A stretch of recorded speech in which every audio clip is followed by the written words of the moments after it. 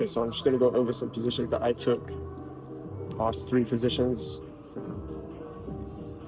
was one position that was missed.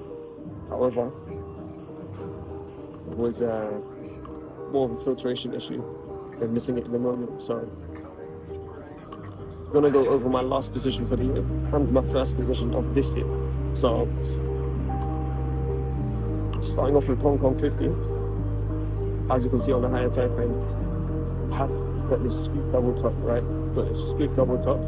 And if I zoom out a bit further, you can see that we have this very large 3-touch structure. Now, the good thing about this is that we've already committed, right? We've got this very, very large 3-touch structure. We can see the clear middle section. Prices come up to the value area, and we've confirmed the change of sentiment with that strong retrace. Now, the negative about these would be that it would get retraced pretty quickly. However, this time it actually didn't, right? They actually committed, it actually held for a bit longer. You can see here that it held, it sold off, and then it came back up. Now this is where you go down to the daily. Now the daily is very beautiful, as you can see here. Price sold off, formed a continuation, committed to that continuation. However, price built up volume.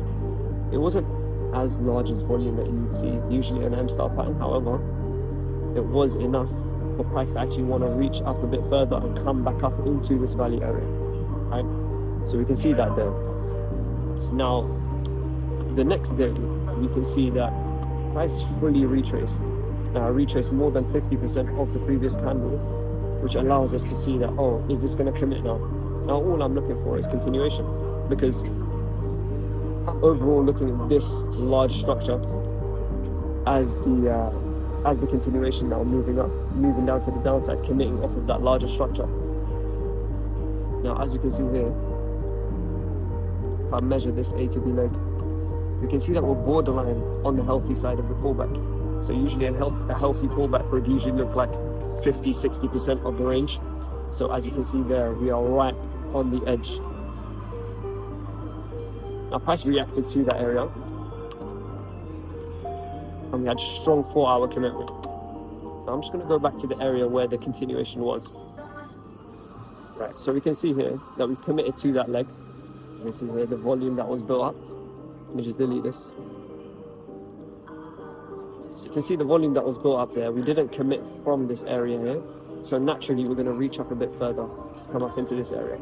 Now the reason why I wouldn't put too much weight on price coming up to this area here is, as you can see, this high actually retested this area here.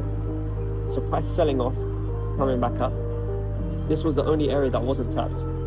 So if we didn't commit from this area here, then it was most likely that we were going to react from here and go to the downside, or this was just going to become neutral and sell to the downside and go to the upside. Sorry, it was more of an M-style pattern on the high time frame. So just delete all of that. Now, if I go to the 1 hour now, we can see that we have a very deliberate structure here, as you can see there. Now it's kind of like we get a repeated pattern on the daily and on the 1 hour here, because as you can see here, price formed this continuation. However, proportionally, that's not proportionate to the A to B leg. Usually you'd see something like this develop into something a bit further. Now, I saw that and we started forming this continuation here, and that's more of a correction into a correction. Now that's more likely to come back up into this area right here.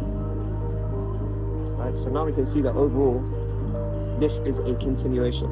Now I'm going to move it back to where the entry was, because it was right here. And there was a specific area and there's a specific reason why I actually entered in on this entry and not this one here.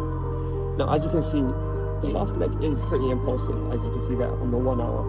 However, if I go down to the 15-minute and get a bit more clarity, overall, this whole last leg is pretty corrective. You can see this is a corrective part. These are the only impulsive candles, impulse, impulse, and then you have more of a corrective end. So really and truly, is it an impulsive leg? Yes. However, it's not as impulsive as you think. So, looking at that now, we've come into the value area, and keeping in mind that the higher time frame is very bearish.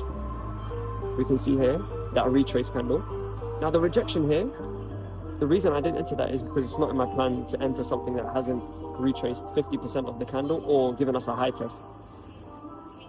And as you can see here, we then print this bullish candle which retraces this candle here.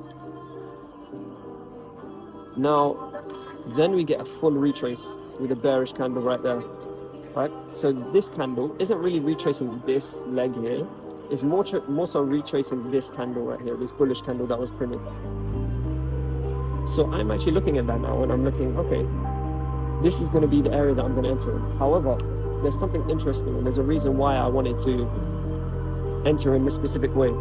Now the 1 hour candle was actually pretty large, right? It was actually pretty large compared to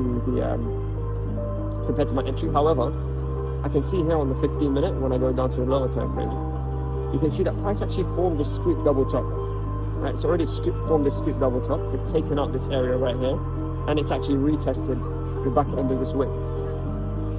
So really and truly, if we are going to go to the downside, we're most likely going to commit from here. Now it's either forms into this, right? Now the continuation to the upside because of that impulsive last leg, or we commit from this rejection right here. Now, I use that information to more so place my entry around about here. However, I cut the wick due to that scoop double top being more so the line in the sand for the shorts, right? So I cut 50% of that candle right there. And then I have that entry set. So most likely, having this candle here as a part of a continuation to the upside, it would be very unlikely. So I'm happy allowing price to tag me into that instead of just executing right on the candle there. So that's the entry in itself, and that's the stop protection. I don't really need to place my stop around about here because if it is going to come back up to there, as we can see on the lower time frame, it's most likely going to be a continuation to the upside anyway. So I'm happy having my stop there as the invalidation. Now going on to the management, you can see that price starts to sell off. It actually pulls back a bit further. Now, that's the good thing about me having my entry here, is that I allow price to do whatever it wants here. However, if the continuation is failing, it's going to break below anyway.